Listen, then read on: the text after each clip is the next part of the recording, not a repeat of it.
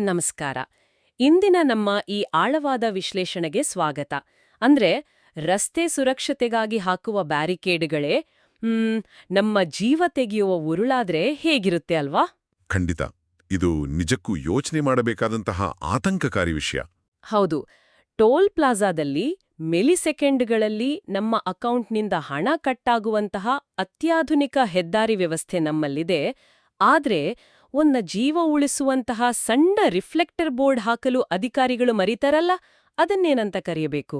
ಅದನ್ನೇ ನಾವು ವ್ಯವಸ್ಥೆಯ ಸಂಪೂರ್ಣ ನಿರ್ಲಕ್ಷ್ಯ ಅಂತ ಕರೆಯೋದು. ಕರೆಕ್ಟ್.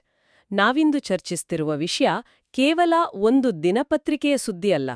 ಇದು ವಿಜಯನಗರ ಜಿಲ್ಲೆಯ ಹೊಸಪೇಟೆ ತಾಲೂಕಿನ ಡಣಾಪುರ ಬಳಿ ಇತ್ತೀಚೆಗೆ ಸಂಭವಿಸಿದ ಆ ಭೀಕರ ಸರಣಿ ಅಪಘಾತದ ಹಿಂದಿನ ವಾಸ್ತವ. ಹೌದು, ಇದು ಕೇವಲ ಒಂದಕ್ಕೊಂದು ಗುದ್ದಿಕೊಂಡ ವಾಹನಗಳ ಕಥೆಯಲ್ಲ. ನಮ್ಮ ವ್ಯವಸ್ಥೆ ಹೇಗೆ ಒಂದು ಮೃತ್ಯುಕೂಪವನ್ನು ಹೆಣೆದಿತ್ತು ಎಂಬುದರ ಒಂದು ಎಕ್ಸ್ರೇ ರಿಪೋರ್ಟ್ ಇದ್ದಾಗೆ ಇದೆ ಈ ವರದಿ. ಖಂಡಿತ. ನಮ್ಮ ಇಂದಿನ ವಿಶ್ಲೇಷಣೆಯ ಮೂಲ ಉದ್ದೇಶ ಕೂಡ ಅದೇ. ಈ ತನಿಖಾ ವರದಿಯನ್ನು ಇಟ್ಟುಕೊಂಡು ಆ ಕ್ಷಣದಲ್ಲಿ ಅಲ್ಲಿ ನಿಜಕ್ಕೂ ಏನಾಯ್ತು ಅಂತ ಬಿಡಿಸಿ ನೋಡೋಣ. ಇವರುಗಳ ನಿರ್ಲಕ್ಷ್ಯವಲ್ಲ, ಬದಲಾಗಿ ಹೆದ್ದಾರಿ ನಿರ್ವಹಣೆ, ಕಳಪೆ ರಸ್ತೆ ವಿನ್ಯಾಸ ಮತ್ತು ಕಾಮಗಾರಿಗಳ ಹಿಂದಿರುವ ಆಘಾತಕಾರಿ ಲೋಪದೋಷಗಳು. ನಿಜ. ಢಣಾಪುರದಲ್ಲಿ ಆಗಿದ್ದೇನೋ ಅನ್ನೋದನ್ನ ಮೊದಲು ನೋಡೋಣ. ವರದಿಯ ಪ್ರಕಾರ ಹರಿಯಾಣದಿಂದ ಬೆಳ್ಳುಳ್ಳಿ ತುಂಬಿಕೊಂಡು ಬರುತ್ತಿದ್ದ ಲಾರಿಯೊಂದು ತೀವ್ರ ವೇಗದಲ್ಲಿ ಬಂದು ದಿಢೀರ್ನೆ ಕಂಟ್ರೋಲ್ ತಪ್ಪಿದೆ. ಹೌದು, ಮೊದಲು ಆ ಲಾರಿ ಒಂದು ಕಾರಿಗೆ ಬಲವಾಗಿ ಗುದ್ದಿದೆ. ಓಹೋ, ಕಾರಿಗೆ ಗುದ್ದಿದ ಮೇಲೆ? ಆಮೇಲೆ ಹೊಸಪೇಟೆಯಿಂದ ಚಿತ್ರದುರ್ಗಕ್ಕೆ ಹೋಗುತ್ತಿದ್ದ ಕೆಎಸ್ಆರ್ಟಿಸಿ ಬಸ್ನ ಹಿಂಭಾಗಕ್ಕೆ ಅಪ್ಪಳಿಸಿದೆ. ಅರೆ, ಅಲ್ಲಿಗೆ ನಿಲ್ಲಿಲ್ವಾ ಆ ಲಾರಿ? ಇಲ್ಲ, ಅದಾದ್ಮೇಲೆ ಅಲ್ಲೇ ಇದ್ದ 3 ಬೈಕ್ಗಳಿಗೂ ಡಿಕ್ಕಿ ಹೊಡೆದು ಕೊನೆಗೆ ರಸ್ತೆ ಬದಿಗೆ ಪಲ್ಟಿಯಾಗಿದೆ. ಲಾರಿ ಪಲ್ಟಿಯಾದದ್ದೇ ಸಾವು ನೋವಿನ ಪ್ರಮಾಣ ಅಷ್ಟೊಂದು ಹೆಚ್ಚಾಗಲು ಮುಖ್ಯ ಕಾರಣ. ಅಂದ್ರೆ ಇದೊಂಥರ ಬೌಲಿಂಗ್ ಬಾಲ್ ಥರ ಒಂದ್ರ ಹಿಂದೊಂದ್ರಂತೆ ವಾಹನಗಳಿಗೆ ಗುದ್ದಿದೆ ಅಂತಾಯ್ತು. ಆದ್ರೆ ಇಲ್ಲಿ ಉರುಳಿದ್ದು ಮರದ ಪಿನ್ಗಳಲ್ಲ, ಬದಲಾಗಿ ಅಮಾಯಕ ಜೀವಗಳು ಅಲ್ವಾ? ಕರೆಕ್ಟ್. ನೀರ್ ಹೇಳಿದ ಉಪಮೆ 100% ಸತ್ಯ. ಆದ್ರೆ ನನ್ನದೊಂದು ಪ್ರಶ್ನೆ. ಇದು ಓದಲು ಒಂದು ಸಾಮಾನ್ಯ ಅಪಘಾತದ ಸುದ್ದಿಯಂತೆ ಕಾಣುತ್ತದೆ. ಹೆದ್ದಾರಿಯಲ್ಲಿ ವಾಹನಗಳು ವೇಗವಾಗಿ ಬರುವುದು ಸಹಜ ತಾನೆ? ಸಹಜನೇ. ಡ್ರೈವರ್ ಕಂಟ್ರೋಲ್ ತಪ್ಪಿದ್ದು ಅವನ ತಪ್ಪು. ಇದರಲ್ಲಿ ವ್ಯವಸ್ಥೆಯನ್ನು ಅಥವಾ ರಸ್ತೆಯನ್ನು ಯಾಕೆ ದೂಷಿಸಬೇಕು? ಇದು ಕೇವಲ ಅತಿವೇಗದಿಂದಾದ ದುರಂತ ಅಷ್ಟೇ ಅಲ್ಲವೇ? ಮೇಲ್ನೋಟಕ್ಕೆ ಇದು ಕೇವಲ ಡ್ರೈವರ್ನ ಅಚಾತುರ್ಯ ಅಂತಲೇ ಅನಿಸ್ತದೆ. ಆದರೆ ವಿಪತ್ತು ನಿರ್ವಹಣೆಯಲ್ಲಿ ಸ್ವಿಸ್ ಚೀಸ್ ಮಾಡೆಲ್ ಅಂತ ಒಂದು ಕಾನ್ಸೆಪ್ಟ್ ಇದೆ.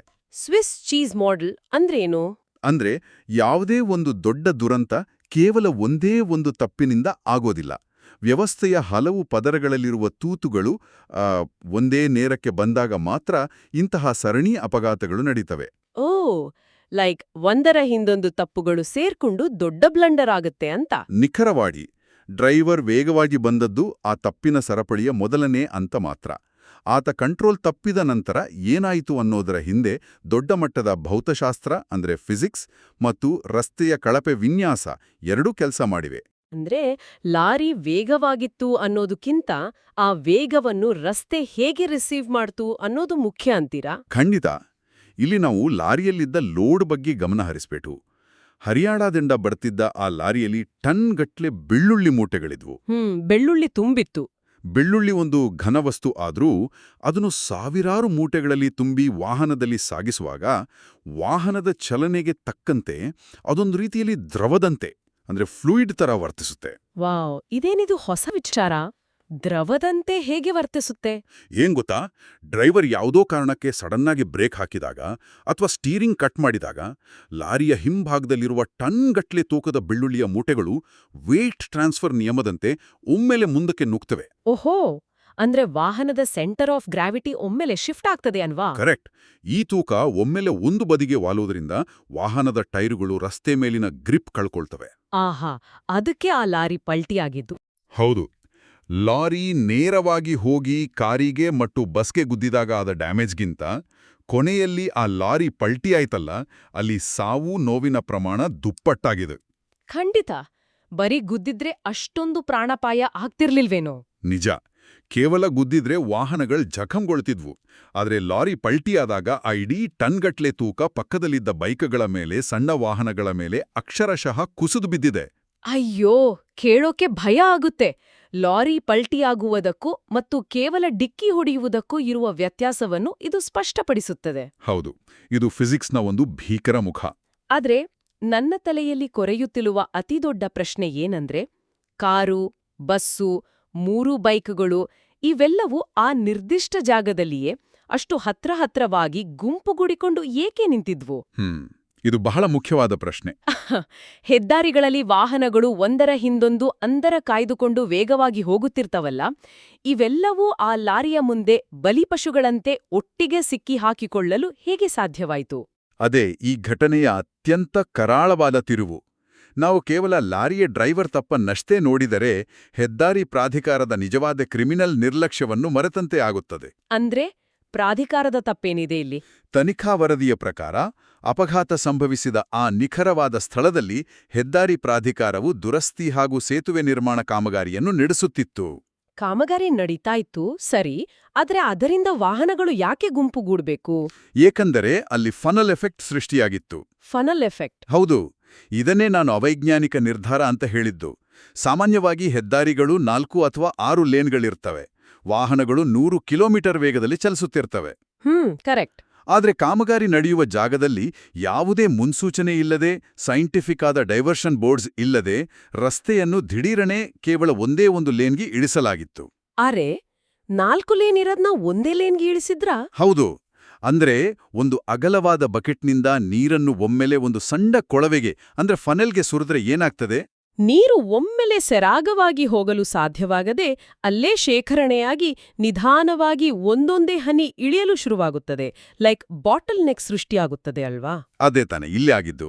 4 ಲೇನ್ಗಳಲ್ಲಿ ವೇಗವಾಗಿ ಬರುತ್ತಿದ್ದ ಎಲ್ಲಾ ವಾಹನಗಳು ಆ ಸೇತುವೆಯ ಬಳಿ ಒಂದೇ ಲೇನ್ಗೆ ನುಗ್ಗಬೇಕಾದ ಅನಿವಾರ್ಯತೆ ಇತ್ತು. ಓಹೋ, ಅದಕ್ಕೆ ಈ ಎಲ್ಲ ವಾಹನಗಳು ಅಲ್ಲಿ ಸ್ಲೋ ಆಗಿದ್ವೋ? ಖಂಡಿತ. ಕಾರು, ಬಸ್ಸು, ಬೈಕುಗಳು ತಮ್ಮ ವೇಗವನ್ನು ಸಂಪೂರ್ಣವಾಗಿ ಕಡಿಮೆ ಮಾಡಿ ಒಂದರ ಹಿಂದೊಂದು ಬಂಪರ್ ಟು ಬಂಪರ್ ಟ್ರಾಫಿಕ್ನಲ್ಲಿ ಸಿಲ್ಕೊಂಡಿದ್ದವು. ಅಯ್ಯೋ ದೇವ್ರೇ! ಆ ವಾಹನಗಳಿಗೆ ಅಲ್ಲಿಂದ ತಪ್ಪಿಸಿಕೊಂಡು ಹೋಗಲು ಎಡ ಅಥವಾ ಬಲಕ್ಕೆ 1 ಇಂಚು ಜಾಗವಿರಲಿಲ್ಲ. ಅವು ಅಕ್ಷರಶಃ ಒಂದು ಟ್ರ್ಯಾಪ್ನಲ್ಲಿ ಅಂದ್ರೆ ಬಲೆಯಲ್ಲಿ ಸಿಲುಕಿದ್ದವು. ಅಂದ್ರೆ ಆ ಕಡೆಯಿಂದ ವೇಗವಾಗಿ ಕಂಟ್ರೋಲ್ ತಪ್ಪಿ ಬಂದ ಲಾರಿಗೆ ಈ ನಿಂತಿದ್ದ ವಾಹನಗಳ ಗುಂಪು ಒಂದು ದೊಡ್ಡ ಗೋಡೆಯಂತೆ ಕಂಡಿದೆ. ಹೌದು, ಒಂದು ಸ್ಟ್ಯಾಟಿಕ್ ಟಾರ್ಗೆಟ್ ತರ. ಇದೊಂದು ಭಯಾನಕ ಚಿತ್ರಣ. ಅಂದ್ರೆ ಆ ಬೈಕ್ ಸವಾರರಿಗೆ ಅಥವಾ ಕಾರಿನಲ್ಲಿದ್ದವರಿಗೆ ಹಿಂದಿನಿಂದ ಲಾರಿ ಬರುತ್ತಿದೆ ಅಂತ ಗೊತ್ತಾದ್ರೂ ಕೂಡ ಅವರಿಗೆ ತಪ್ಪಿಸಿಕೊಂಡು ಹೋಗಲು ರಸ್ತೆಯೇ ಇರ್ಲಿಲ್ವಾ? ಇರ್ಲಿಲ್ಲ. ಅವರು ಸಂಪೂರ್ಣ ಅಸಹಾಯಕರಾಗಿದ್ರು.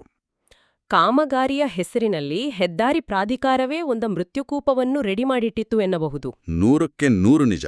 ನಾವು ಟೋಲ್ ಕಟ್ಟುವಾಗ ಫಾಸ್ಟ್ ಟ್ಯಾಗ್ ಮುಖಾಂತರ ಮಿಲಿಸೆಕೆಂಡ್ನಲ್ಲಿ ನಮ್ಮ ಅಕೌಂಟ್ನಿಂದ ಹಣ ಕಟ್ ಮಾಡಿಕೊಳ್ಳುವ ಈ ಡೆವಲಪ್ಡ್ ವ್ಯವಸ್ಥೆಗೆ ಆ ಕಾಮಗಾರಿ ನಡೆಯುವ ಸ್ಥಳದಿಂದ ಒಂದು 500 ಮೀಟರ್ ಹಿಂದೆಯೇ ಮುಂದೆ ಕಾಮಗಾರಿ ನಡೆಯುತ್ತಿದೆ ಅಂತ ಒಂದು ಬೋರ್ಡ್ ಹಾಕೋಕ್ಕಾಗಲ್ವಾ? ಅದೇ ವಿಪರ್ಯಾಸ. ವಾಹನದ ವೇಗ ಕಡಿಮೆ ಮಾಡಿ ಅಂತ ಹೇಳುವ ಒಂದು 500 ರೂಪಾಯಿಯ ರಿಫ್ಲೆಕ್ಟರ್ ಬೋರ್ಡ್ ಹಾಕಲು ಬರುವುದಿಲ್ಲವೇ? ಇದಕ್ಕಿಂತ ದೊಡ್ಡ ಅಣಕ ಬೇರೊಂದಿಲ್ಲ. ನೀವು ಕೇಳುತ್ತಿರುವುದು ಬಹಳ ಲೀಗಲ್ ಆದ ಪ್ರಶ್ನೆ. ಇಂಡಿಯನ್ ರೋಡ್ಸ್ ಕಾಂಗ್ರೆಸ್ ಅಂದ್ರೆ IRC ಗೈಡ್ಲೈನ್ಸ್ ಪ್ರಕಾರ ಹೆದ್ದಾರಿಯಲ್ಲಿ ಕಾಮಗಾರಿ ನಡೆಯುವಾಗ ಯಾವ ರೀತಿ ಮುನ್ನೆಚ್ಚರಿಕೆ ವಹಿಸಬೇಕು ಎಂಬುದಕ್ಕೆ ಸ್ಪಷ್ಟವಾದ ನಿಯಮಗಳಿವೆ. ಹೌದಾ? ನಿಯಮಗಳು ಏನ್ ಹೇಳ್ತವೆ? ಕಾಮಗಾರಿ ಸ್ಥಳಕ್ಕಿಂತ 1 ಕಿಲೋಮೀಟರ್ ಹಿಂದೆಯೇ ಎಚ್ಚರಿಕೆ ಫಲಕಗಳಿರಬೇಕು, ಸ್ಪೀಡ್ ಬ್ರೇಕರ್ಗಳಿರಬೇಕು, ರಾತ್ರಿಯೊತ್ತು ಮಿನುಗುವ LED ದೀಪಗಳಿರಬೇಕು. ಇದೆಲ್ಲ ಮ್ಯಾಂಡೇಟ್ರಿ ಅಲ್ವಾ? ಹೌದು. ವಾಹನಗಳನ್ನ ಒಂದೇ ಲೇನ್ಗೆ ತರುವುದಾದರೆ ಆ ಕಿರಿದಾಗುವ ಪ್ರಕ್ರಿಯೆ ಕ್ರಮೇಣವಾಗಿರಬೇಕೇ ಹೊರತು ದಿಢೀರನೆ ಅಲ್ಲ. ಆದ್ರೆ ಇಲ್ಲಿ ಹಾಗೆ ಮಾಡಿಲ್ಲ. ಇಲ್ಲ. ವರದಿಗಾರರು ಇಲ್ಲಿ ಬಹಳ ಸ್ಪಷ್ಟವಾಗಿ ಒಂದು ವಾಕ್ಯವನ್ನ ದಾಖಲಿಸಿದ್ದಾರೆ. ನಾನು ಅದನ್ನು ಹಾಗೇ ಓದ್ತೇನೆ, ಕೇಳಿ. ಓದಿ. ಈ ಅಪಘಾತ ಸಂಭವಿಸಿದ ಸ್ಥಳದಲ್ಲಿ ಹೆದ್ದಾರಿ ದುರಸ್ತಿ ಹಾಗೂ ಸೇತುವೆ ನಿರ್ಮಾಣ ಕಾಮಗಾರಿ ನಡೆಯುತ್ತಿದ್ದು ಒಂದೇ ಬದಿಯಲ್ಲಿ ವಾಹನ ಸಂಚಾರಕ್ಕೆ ಅವಕಾಶ ಮಾಡಿಕೊಡಲಾಗಿತ್ತು. ಇದೇ ಕಾರಣದಿಂದ ಅಪಘಾತ ಸಂಭವಿಸಿರಬಹುದೆಂದು ಶಂಕಿಸಲಾಗಿದೆ. ಅಂದ್ರೆ ವರದಿಯೇ ನೇರವಾಗಿ ಕಾಮಗಾರಿಯ ಅವ್ಯವಸ್ಥೆಯನ್ನು ಬೆಟ್ಟು ಮಾಡ್ತಿದೆ. ಹೌದು, ನೇರವಾಗಿಯೇ ಪ್ರಾಧಿಕಾರದ ಕಡೆ ಬೊಟ್ಟುವಾಡಿದೆ. ಆದ್ರೆ ಅಪಘಾತ ಆದ್ದರ ಜೊತೆಗೆ ಅಪಘಾತದ ನಂತರದ ಪರಿಸ್ಥಿತಿಯನ್ನು ನಿಭಾಯಿಸುವಲ್ಲಿ ಕೂಡ ಈ ಕಳಪೆ ರಸ್ತೆ ನಿರ್ವಹಣೆ ಹೇಗೆ ಅಡ್ಡಿಯಾಯಿತು ಅನ್ನೋದು ಇನ್ನಷ್ಟು ಕಳವಳಕಾರಿಯಲ್ವಾ? ಖಂಡಿತ. ಅಪಘಾತದ ನಂತರ ಏನಾಯಿತು ಅನ್ನೋದನ್ನ ನಾವು ವಿಶ್ಲೇಷಿಸಲೇಬೇಕು. 4 ಅಮಾಯಕರು ಸ್ಥಳದಲ್ಲೇ ಮೃತಪಟ್ಟಿದ್ದಾರೆ. ಅಯ್ಯೋ! KSRTC ಬಸ್ನಲ್ಲಿದ್ದ ಪ್ರಯಾಣಿಕರು ಸೇರಿದಂತೆ 25ಕ್ಕೂ ಹೆಚ್ಚು ಮಂದಿ ತೀವ್ರವಾಗಿ ಗಾಯಗೊಂಡ್ರು. ಹೊಸಪೇಟೆ ಸರ್ಕಾರಿ ಆಸ್ಪತ್ರೆಗೆ ಅವರನ್ನು ದಾಖಲಿಸಲಾಯಿತು.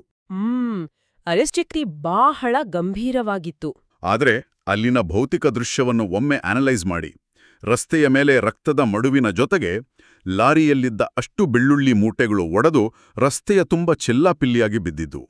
ಇದು ಕೇವಲ ಒಂದು ಇಮೋಷನಲ್ ದೃಶ್ಯ ಮಾತ್ರವಲ್ಲ. ರಸ್ತೆಯ ಮೇಲೆ ಅಷ್ಟು ಬೆಳ್ಳುಳ್ಳಿ ಚೆಲ್ಲಿ ಬಿದ್ದಿರುವುದು, ಪಲ್ಟಿಯಾದ ಲಾರಿ ಅಡ್ಡಲಾಗಿ ಬಿದ್ದಿರುವುದು, ಇವೆಲ್ಲವೂ ಸೇರಿ ಆ ಒಂದೇ ಒಂದು ಲೇನ್ ಕೂಡ ಸಂಪೂರ್ಣವಾಗಿ ಬ್ಲಾಕ್ ಆಗುವಂತೆ ಮಾಡಿದೆ. ಕರೆಕ್ಟ್, ಇಡೀ ರಸ್ತೆ ಬ್ಲಾಕ್ ಆಗೋಯ್ತು. ಅಂದ್ರೆ ಆ ಫನೆಲ್ ಈಗ ಸಂಪೂರ್ಣವಾಗಿ ಮುಚ್ಚೋಗಿದೆ. ವರದಿಯ ಪ್ರಕಾರ ಅಪಘಾತದ ನಂತರ ಸುಮಾರು 3 ಕಿಲೋಮೀಟರ್ಗಳವರೆಗೆ ವಾಹನಗಳು ಸಾಲುಗಟ್ಟಿ ನಿಂತು ಸಂಚಾರ ಸಂಪೂರ್ಣ ಸ್ತಬ್ಧವಾಗಿತ್ತು. ಹೌದು, ಇಲ್ಲಿ ನಾವು ಡಿಸಾಸ್ಟರ್ ರೆಡಿನೆಸ್ ಅಂದ್ರೆ ವಿಪತ್ತು ನಿರ್ವಹಣೆಯ ಸಿದ್ಧತೆ ಬಗ್ಗೆ ಮಾತಾಡಬೇಕು. ವಿಪತ್ತು ನಿರ್ವಹಣೆ ಈ ವ್ಯವಸ್ಥೆಯಲ್ಲಿ ಅದು ಇದೆಯಾ ಅಂತಲೇ ಅನುಮಾನ. ಕಾಮಗಾರಿ ನಡೆಯೋ ಸ್ಥಳಗಳಲ್ಲಿ ಒಂದು ವೇಳೆ ಅಪಘಾತ ಆದರೆ ಆಂಬ್ಯುಲೆನ್ಸ್ ಮತ್ತು ಅಗ್ನಿಶಾಮಕ ದಳದ ವಾಹನಗಳು ಬರಲು ಪ್ರತ್ಯೇಕವಾದ ಎಮರ್ಜೆನ್ಸಿ ಆಕ್ಸೆಸ್ ಲೇನ್ ಇಡಲೇಬೇಕು. ಇದು ಸಿವಿಲ್ ಇಂಜಿನಿಯರಿಂಗ್ನ ಮೂಲ ಪಾಠ. ಹೌದು, ತುರ್ತು ವಾಹನಗಳಿಗೆ ಅಂತಾನೆ ಜಾಗ ಇಡಬೇಕು. ಆದರೆ ಇಲ್ಲಿ 3 ಕಿಲೋಮೀಟರ್ ಟ್ರಾಫಿಕ್ ಜಾಮ್ ಆಗಿದೆ ಎಂದ್ರೆ ತುರ್ತು ವಾಹನಗಳು ಘಟನಾ ಸ್ಥಳಕ್ಕೆ ತಲುಪುವುದು ಹೇಗೆ? ಅದೇ ನನ್ನ ಪಾಯಿಂಟ್. ಮೆಡಿಕಲ್ ಎಮರ್ಜೆನ್ಸಿಯಲ್ಲಿ ಗೋಲ್ಡನ್ ಅವರ್ ಅಂತ ಕರೆಯುತ್ತೇವಲ್ಲ? ಹೌದು, ಆ ಮೊದಲ 1 ಗಂಟೆ. ಅಪಘಾತವಾದ ಮೊದಲ 1 ಗಂಟೆ ಒಳಗೆ ಆಸ್ಪತ್ರೆಗೆ ಸೇರಿಸಿದರೆ ಜೀವ ಉಳಿಯುವ ಸಾಧ್ಯತೆ ಹೆಚ್ಚು. ಆದ್ರೆ 3 ಕಿಲೋಮೀಟರ್ ಟ್ರಾಫಿಕ್ ಜಾಮ್ನಲ್ಲಿ ಯಾರೋ ಹೊಡೆಯುವ ಹಾರ್ನ್ ಶಬ್ದಗಳ ನಡುವೆ ಆಂಬ್ಯುಲೆನ್ಸ್ ಸಿಕ್ಕಿ ಹಾಕೊಂಡ್ರೆ ಆ ಗೋಲ್ಡನ್ ಅವರ್ ಅಲ್ಲೇ ಕಳೆದೋಗುತ್ತಲ್ಲ? ಖಂಡಿತ, ಇದು ದೊಡ್ಡ ಟ್ರಾಜೆಡಿ. ಟ್ರಾಫಿಕ್ ಕ್ಲಿಯರ್ ಮಾಡಲು ಪೊಲೀಸರು ಪಟ್ಟ ಹರಸಾಹಸವನ್ನು ವರದಿ ಉಲ್ಲೇಖಿಸಿದೆ. ಇದು ತೋರಿಸುವುದು ನಮ್ಮ ವ್ಯವಸ್ಥೆ ಅಪಘಾತವನ್ನು ತಡೆಯಲು ವಿಫಲವಾಗಿದೆ ಹಾಗೂ ಅಪಘಾತದ ನಂತರ ಗಾಯಾಳುಗಳನ್ನು ರಕ್ಷಿಸುವ ವ್ಯವಸ್ಥೆಯನ್ನು ತಾನೇ ನಿರ್ಬಂಧಿಸಿದೆ. ಇದು ನಾವು ಅರ್ಥ ಮಾಡ್ಕೊಳ್ಳೇಬೇಕಾದ ಕಟುಸತ್ಯ. ಕಳಪೆ ರಸ್ತೆ ನಿರ್ವಹಣೆ ಎನ್ನುವುದು ಕೇವಲ ವಾಹನಗಳ ಸಸ್ಪೆನ್ಷನ್ ಹಾಳ್ಮಾಡೋದಿಲ್ಲ. ಇಲ್ಲ, ಅದಕ್ಕೂ ಮೀರಿ ಪರಿಣಾಮ ಬೀರುತ್ತೆ. ಹೌದು, ಅದು ಪರಿಹಾರ ಕಾರ್ಯಾಚರಣೆಯನ್ನು ಅಸಾಧ್ಯವಾಗಿಸುತ್ತದೆ. ಒಂದು ಘಟನೆಯಿಂದ ನಾವು ಪ್ರತಿದಿನ ಓಡಾಡುವ ಹೆದ್ದಾರಿಗಳಲ್ಲಿ ನಮ್ಮ ಜೀವ ಎಷ್ಟು ಅಸುರಕ್ಷಿತವಾಗಿದೆ ಅನ್ನೋದು ಬಯಲಾಗಿದೆ. ನಿಜ. ಅಭಿವೃದ್ಧಿಯ ಹೆಸರಿನಲ್ಲಿ, ಮೂಲ ಸೌಕರ್ಯಗಳ ವಿಸ್ತರಣೆಯ ಹೆಸರಿನಲ್ಲಿ ನಡೆಯುವ ಕಾಮಗಾರಿಗಳು ಸುಗಮ ಸಂಚಾರಕ್ಕೆ ಅನುಮಾರಿ ಕೊಡಬೇಕೇ ಹೊರತು ಪ್ರಾಣ ತೆಗೆಯುವ ಉರುಳಾಗಬಾರದು. ಕರೆಕ್ಟ್. ಈ ಆಳವಾದ ವಿಶ್ಲೇಷಣೆಯಿಂದ ನಾವು ತೆಗೆದುಕೊಳ್ಳಬೇಕಾದ ಮುಖ್ಯ ಪಾಠ ಏನು ಅಂದ್ರೆ, ಇದೊಂದು ಪ್ರತ್ಯೇಕ ಘಟನೆಯಲ್ಲ. ಹೌದು, ಇದು ಎಲ್ರಿಗೂ ಸಂಬಂಧಪಟ್ಟ ವಿಚಾರ. ಪ್ರತಿಯೊಬ್ಬರೂ ಪ್ರತಿದಿನ ಯಾವುದಾದ್ರೂ ಒಂದು ಹೆದ್ದಾರಿಯಲ್ಲಿ, ಯಾವುದಾದರೂ ಸೇತುವೆ ಅಥವಾ ಮೆಟ್ರೋ ಕಾಮಗಾರಿಯ ಪಕ್ಕದಲ್ಲಿ ಪ್ರಯಾಣಿಸುತ್ತಲೇ ಇರುತ್ತಾರೆ. ಆ ಹಳದಿ ಬ್ಯಾರಿಕೇಡ್ಗಳ ಹಿಂದಿರುವ ಅಪಾಯದ ಬಗ್ಗೆ ಪ್ರತಿಯೊಬ್ಬರಿಗೂ ಎಚ್ಚರವಿರಬೇಕು. ದಿಢೀರನೆ ಕಿರಿದಾಗುವ ರಸ್ತೆ ವಿನ್ಯಾಸದಲ್ಲಿರುವ ಲೋಪಗಳ ಬಗ್ಗೆಯೂ ನಾವು ಎಚ್ಚರವಹಿಸಬೇಕು. ನಿಜ. ವ್ಯವಸ್ಥೆ ವಿಫಲವಾದಾಗ ಅದರ ಬೆಲೆಯನ್ನು ಅಮಾಯಕರು ತಮ್ಮ ಪ್ರಾಣದ ಮೂಲಕ ತೆರಬೇಕಾಗುತ್ತದೆ. ಮೂಲ ವರದಿಯು ಒಂದು ಬಹಳ ಮುಖ್ಯವಾದ ಪ್ರಶ್ನೆಯನ್ನು ಕೇಳಿತು. ಅಭಿವೃದ್ಧಿಯ ಹೆಸರಿನಲ್ಲಿ ನಡೆಯುವ ರಸ್ತೆ ಕಾಮಗಾರಿಗಳು ಜನರ ಪ್ರಾಣಕ್ಕೆ ಸಂಚಕಾರ ತರುವಂತಿರಬೇಕೇ ಅಂತ. ಇದು ನಮ್ಮನ್ನಾಳುವವರನ್ನೋ ಎಚ್ಚರಿಸಬೇಕಾದ ಪ್ರಶ್ನೆ. ಖಂಡಿತ, ಇದು ಪ್ರಾಧಿಕಾರಗಳನ್ನು ಎಚ್ಚರಿಸಬೇಕಾದ ಪ್ರಶ್ನೆ. ಅಭಿವೃದ್ಧಿ ಎಂದರೆ ಕೇವಲ ಸಿಮೆಂಟ್ ಮತ್ತು ಡಾಂಬರಿನ ರಾಶಿಯಲ್ಲ, ಅದರೊಳಗೆ ಜೀವದ ಬೆಲೆಯೂ ಅಡಗಿದೆ. ಇದನ್ನೇ ಸ್ವಲ್ಪ ವಿಸ್ತರಿಸಿ ಯೋಚಿಸೋಣ. ನಾವು ಅಭಿವೃದ್ಧಿಯನ್ನು ಅಳೆಯುವುದು ಹೇಗೆ? ಒಂದು ದಿನದಲ್ಲಿ ಎಷ್ಟು ಕಿಲೋಮೀಟರ್ ರಸ್ತೆ ಹಾಕಿದೆವೋ ಅಥವಾ ಎಷ್ಟು ವೇಗವಾಗಿ ಸೇತುವೆ ಕಟ್ಟಿ ಮುಗಿಸಿದೆವೋ ಎಂಬುದರ ಮೇಲಲ್ಲ. ಹೌದು, ವೇಗ ಮುಖ್ಯ ಅಲ್ಲ. ಬದಲಾಗಿ ಆ ಸೇತುವೆ ಕಟ್ಟುವ ಇಡೀ ಪ್ರಕ್ರಿಯೆಯಲ್ಲಿ ಶೂನ್ಯ ಸಾವು ನೋವುಗಳನ್ನು ಕಾಯ್ದುಕೊಳ್ಳಲು ನಮಗೆ ಸಾಧ್ಯವಾಯಿತೆ? ಕರೆಕ್ಟ್. ಝೀರೋ ಕ್ಯಾಶುಯಾಲಿಟಿ ಮುಖ್ಯ. ಜನರ ದೈನಂದಿನ ಬದುಕಿಗೆ ಮತ್ತು ಜೀವಕ್ಕೆ ಯಾವುದೇ ಧಕ್ಕೆಯಾಗದಂತೆ ಆ ಕಾಮಗಾರಿಯನ್ನು ನಿರ್ವಹಿಸಿದೇವೆ ಎಂಬುದರ ಆಧಾರದ ಮೇಲೆ ನಾವು ಅಭಿವೃದ್ಧಿಯನ್ನು ಅಳೆಯಬೇಕಿದೆ. ಇದು ಪ್ರತಿಯೊಬ್ಬರೂ ಯೋಚಿಸಬೇಕಾದ ಬಹಳ ದೊಡ್ಡ ವಿಚಾರ.